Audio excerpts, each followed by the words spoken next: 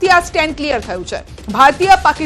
ભારત અને પાકિસ્તાન વચ્ચે seize fire લાગુ છે એ પ્રકારની વાત અહીંયા કરવામાં આવી છે। MEAની આજે પ્રેસ કોન્ફરન્સ ભારતીય પાકિસ્તાન વચ્ચે સીઝ ફાયર લાગુ એ વાત કરવામાં આવી છે। અહીંયા ભારત તરફથી અને જે દાવો કરવામાં આવી રહ્યો હતો, જે ટ્રમ્પ દ્વારા દાવો આ કરવામાં આવી રહ્યો હતો, તો તે લાગુ છે। ભારત અને પાકિસ્તાન વચ્ચે યુદ્ધ વિરામ એ વાતને ભારતના વિદેશ મંત્રાલય તરફથી અહીંયા ક્લિયર પણ કરવામાં આવ્યું છે। તો ભારત અને પાકિસ્તાન વચ્ચે યુદ્ધ વિરામ MEA તરફથી કહેવાયું છે।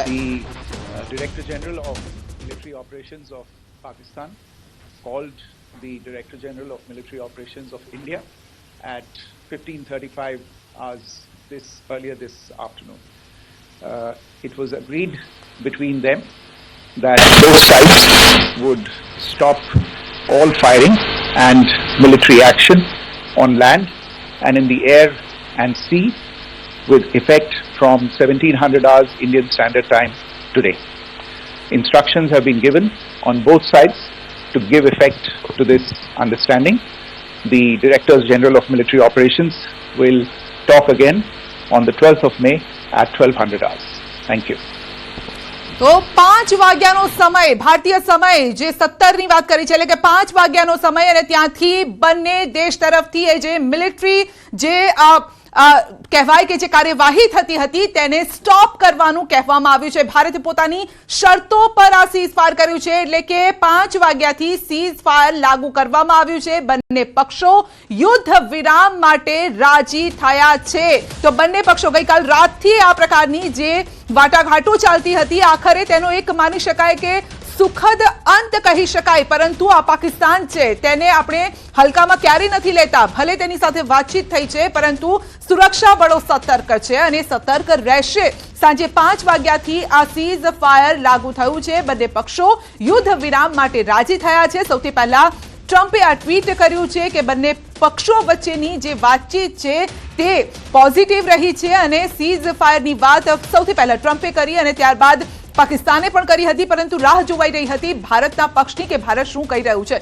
જે પાકિસ્તાન અને અમેરિકા કહી રહ્યું છે એ વાત ખરેખર સાચી છે કે નહીં, તો એને મોહર લાગી ગઈ છે। બંને પક્ષો યુદ્ધ વિરામ માટે રાજી થયા છે અને પોઝિટિવ એટલા માટે પણ ગણી શકાય કારણ કે જ્યારે યુદ્ધ થાય ત્યારે નુકસાન બંને તરફ જતું હોય છે। પાકિસ્તાન તો છે નબળું છે, તેની પાસે એ પ્રકારની શક્તિઓ નથી જેટલી ભારત પાસે છે, પરંતુ ભારત પાસે શક્તિઓ છે પરંતુ નુકસાન ભારતને પણ જતું હોય છે અને માટે જ આ પ્રકારનો જે નિર્ણય છે ભારતના પક્ષમાં પણ કહી શકાય। જો કે અહીંયા ભારતની જો આપણે વાત કરીએ તો ભારતે જે નિર્ણય લીધો છે એની શરતોના આધારે લીધો છે। શરતો પણ મૂકવામાં આવી છે કારણ કે થોડા કલાકો પહેલા જ આપને યાદ હશે કે ભારત તરફથી એક સ્ટેન્ડ લેવામાં આવ્યું। ભારત તરફથી કહેવામાં આવ્યું કે જો પાકિસ્તાન તેના તરફથી આતંકીઓ મોકલશે તો તેને યુદ્ધ માનવામાં આવશે, એટલે કે જે વાટાઘાટો ચાલતી હતી તેના પરિણામે જ એ જે સેન્ટેન્સ હતું એ કહેવામાં આવ્યું હતું ને આ ફક્ત એક વાક્ય ન હતું પરંતુ એક ચેતવણી પણ હતી પાકિસ્તાનને કે હવે જ્યારે યુદ્ધ વિરામની વાત કરી રહ્યા છે ને, જો આ વાત કર્યા બાદ પણ પાકિસ્તાન અવરચંડાઈ ચાલુ રાખશે, આતંકીઓ મોકલવાનું ચાલુ રાખશે ને આ પ્રકારના ડ્રોન હવામાં ઉડાડશે તો તેને યુદ્ધ માનવામાં આવશે। બાદ મેં બપોરે 2 વાગે આ અંગે વાતચીત કરવામાં આવશે, એટલે ત્યાં સુધીનો એક સમય આપવામાં આવ્યો છે પાકિસ્તાનને પણ કે જો આ દરમિયાન પણ આવી કોઈ ગતિવિધિ ચાલુ રાખી, જો અવરચંડાઈ થઈ, જો આતંકીઓ ક્યાંયથી પણ ઘૂસવાનો પ્રયત્ન કરશે તો તેને યુદ્ધ માનીશું અને પછી એ જે યુદ્ધ હશે આર પારનું હશે। પાકિસ્તાનને એ બરાબરનો જવાબ પણ આપવામાં આવશે। 12 મે બપોરે 12 વાગે આ અંગે ચર્ચા કરવામાં આવશે। તો MEA તરફથી જ્યારે આ પ્રેસ કોન્ફરન્સ યોજવામાં આવી તો ફક્ત આટલી જ વાત કરીને તેઓ ત્યાંથી અધિકારી ચાલ્યા ગયા છે। 12 મે બંને દેશ વચ્ચે આ અંગે ચર્ચા થશે, વાતચીત થશે, કારણ કે આમ પણ કહેવાય છે કોઈ પણ યુદ્ધ થાય, ક્યાંય પણ યુદ્ધ થાય તો તે કોઈના પક્ષમાં નથી હોતું, ભલે એકની જીત થાય એકની હાર થાય, પરંતુ નુકસાન બંને તરફ જતું હોય છે અને આ જે યુદ્ધની વાત હોય તો તેમાં નુકસાન વધારે પાકિસ્તાનનું છે કારણ કે તમામ મોરચાએ પાકિસ્તાન પસ્ત થઈ ગયેલું છે ને એવામાં યુદ્ધ પાકિસ્તાન પણ નહોતું ઈચ્છતું। તેમ છતાં આતંકીઓએ જે ઘટના કરી છે, આતંકીઓએ જે ઘટનાને અંજામ આપ્યો ત્યારબાદ ભારતે પણ એક્શન લેવું પડ્યું છે અને એવું એક્શન લીધું છે કે પાકિસ્તાન બોખલાઈ ગયું હતું. તેની પાસે એ પ્રકારની પરિસ્થિતિ થઈ ગઈ. એક તો પાણી છોડવામાં આવ્યું, બીજી તરફ બલુચ સૈનિકો પણ ત્યાં ઘૂસી રહ્યા છે. બલુચ સેના જે છે તે પણ નાકમાં દમ કરી રહી છે પાકિસ્તાનની. ખાવાના પાકિસ્તાનને ફાફા છે, જે રીતે લોન ઉપર ટકેલું છે. બીજી તરફ જો એના શસ્ત્ર સૈનિક ગમે તે રીતે એ રીતે જો નુકસાન થાય તો મોટું નુકસાન પાકિસ્તાનને છે.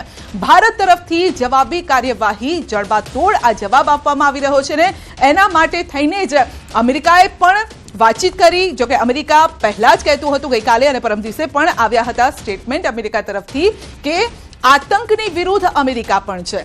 એટલે અહીંયા કદાચ એવું બની શકે કે અમેરિકાએ પણ પાકિસ્તાનને સમજાવવાનો પ્રયત્ન કર્યો હોય કે ભાઈ આતંકી ગતિવિધિ જે ચાલી રહી છે તેના ઉપર તમારે રોક લાવવી પડશે ને માટે જ ભારતે સૌથી પહેલા જે અટેક કર્યો હતો એ આતંકવાદીઓ પર કર્યો હતો, નહીં કે પાકિસ્તાન પર કર્યો હતો.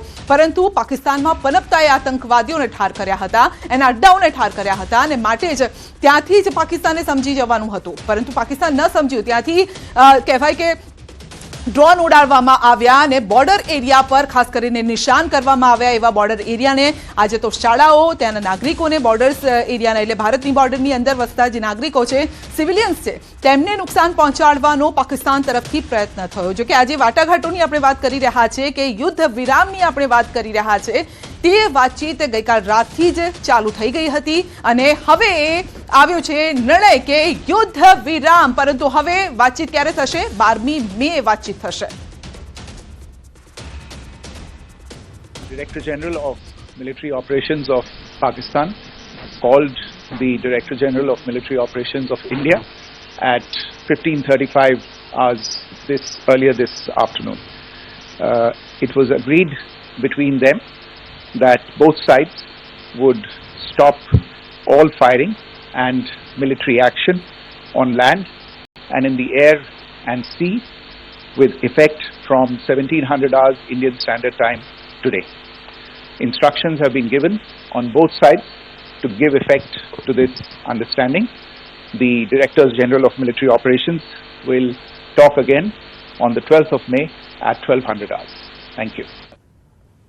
તો સીધા શબ્દોમાં સીધી વાતચીત અને એ વાતચીત કે જમીન પર હોય, હવામાં હોય કે પાણીમાં હોય, જે પણ ગતિવિધિ ચાલતી હતી અને જે સીઝફાયરનું ઉલ્લંઘન થતું હતું એ ગતિવિધિ પર રોક લગાવવામાં આવે છે. પાકિસ્તાન પણ નહીં કરી શકે અને ભારતથી પણ તેનો વળતો જવાબ નહીં આપવામાં આવે. જો પાકિસ્તાન નહીં કરે તો તેનો વળતો જવાબ ભારતથી પણ નહીં આપવામાં આવે. એટલે કે સીઝફાયર, યુદ્ધ વિરામ, જે યુદ્ધ ચાલતું હતું છેલ્લા 3-4 દિવસથી, તે યુદ્ધને વિરામ આપવામાં આવી રહ્યો છે. હવે આગળની વાતચીત ક્યારે થશે? ડીજીએમઓ વાતચીત કરશે ક્યારે? તો 12મી મે 12 વાગે. આ એ સમય પણ છે અને તારીખ પણ છે કે જ્યારે બંને દેશો વચ્ચે વાતચીત થશે. ભારતના વિદેશ મંત્રાલયનું પણ નિવેદન. ભારતે પોતાની શરતો પર સીઝફાયર કર્યું છે. એવી શરતો મૂકવામાં આવી છે કે પાકિસ્તાને માનવી પડશે અને જો ન માન્યું તો પછી એને યુદ્ધ ગણવામાં આવશે. બંને પક્ષો યુદ્ધ વિરામ માટે રાજી થઈ ગયા છે. પાકિસ્તાન રાજી છે, ભારત પણ રાજી છે, પરંતુ ભારતે તેની શરતો મૂકી છે. ટ્રમ્પે પહેલા આ અંગે ટ્વીટ કર્યું હતું. ભારતના વિદેશ મંત્રાલય તરફથી પણ તેને સહમતિ આપવામાં આવી છે. જે ટ્વીટ કરવામાં આવ્યું ત્યારબાદ અને એમઈએ તરફથી જે પ્રેસ કોન્ફરન્સ કરવામાં આવી તેમાં પણ આ વાત કરવામાં આવી છે. પાકિસ્તાન વિદેશ મંત્રી ઇશાક અડ્ડારે પણ નિવેદન આપ્યું હતું. પાકિસ્તાન અને ભારત તાત્કાલિક અસરથી યુદ્ધ વિરામ માટે સંમત થયા છે. સમય આપવામાં આવ્યો છે. કેટલા વાગ્યાથી આ સંમતિ થઈ છે? તો સાંજે 5 વાગ્યાથી આ સંમતિ થઈ છે. એક દિવસ બાદ એટલે કે 12 તારીખે આ અંગે વાતચીત કરવામાં આવશે, ચર્ચા કરવામાં આવશે. પાકિસ્તાને હંમેશા પોતાની સાર્વભૌમત્વ અને પ્રાદેશિક અખંડિતતા સાથે સમાધાન કર્યા વિના પ્રદેશમાં શાંતિ અને સુરક્ષા માટે પ્રયત્નશીલ રહ્યા છે તેવું પાકિસ્તાન તરફથી કહેવામાં આવ્યું હતું, પાકિસ્તાન વિદેશ મંત્રી તરફથી.